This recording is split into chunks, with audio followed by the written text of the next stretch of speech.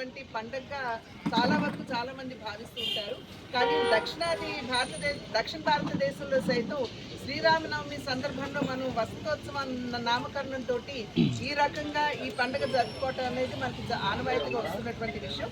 అయితే ఇవాళ యావత్ భారతదేశంలో ఏక్ భారత్ శ్రేష్ఠ భారత్ అంటే భారతదేశం అంతా ఒక్కటే అనేటువంటి భావన స్పృశించే విధంగా ఇవాళ హోలీ పండుగని ప్రాంతాలకి అతీతంగా ప్రతి ఒక్కరూ కూడా చక్కటి వాతావరణంలో నిర్వహించుకోవడం జరుగుతూ ఉంటుంది.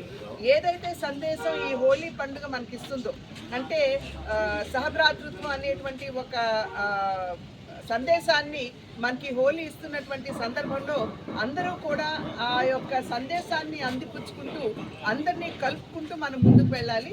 ఎప్పుడైతే మనం ఆ రకంగా ముందుకు వెళ్ళగలుగుతామో అప్పుడు ఒక శ్రేష్టమైన భారతదేశాన్ని నిర్మించుకునేటువంటి అవకాశం ఉంటుంది అనేటువంటి ఆలోచన మనందరికీ కలగాలి.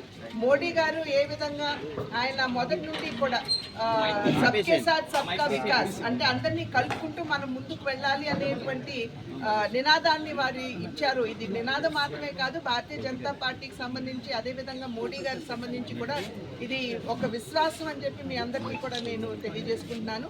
కనుక ఆ రకమైనటువంటి భావనతోటి ఏదైతే మోడీ గారు మనకు మార్గనిర్దేశకత్వం చేశారో భారతీయ జనతా పార్టీ కార్యకర్తలు అందరూ కూడా ఆ యొక్క సందేశాన్ని ముందుకు తీసుకెళ్తున్నటువంటి సందర్భంలో దేశ ప్రజలు కూడా హోలీ పండుగ ఇచ్చేటువంటి ఆ సహభ్రాతృత్వం అనేటువంటి ఆ సందేశాన్ని అందిపుచ్చుకుంటూ ముందుకు వెళ్ళాలని చెప్పి అభ్యర్థిస్తూ మరొక్కసారి మీ మాధ్యమంగా ప్రజలందరికీ కూడా హోలీ శుభాకాంక్షలు తెలియజేస్తున్నాను.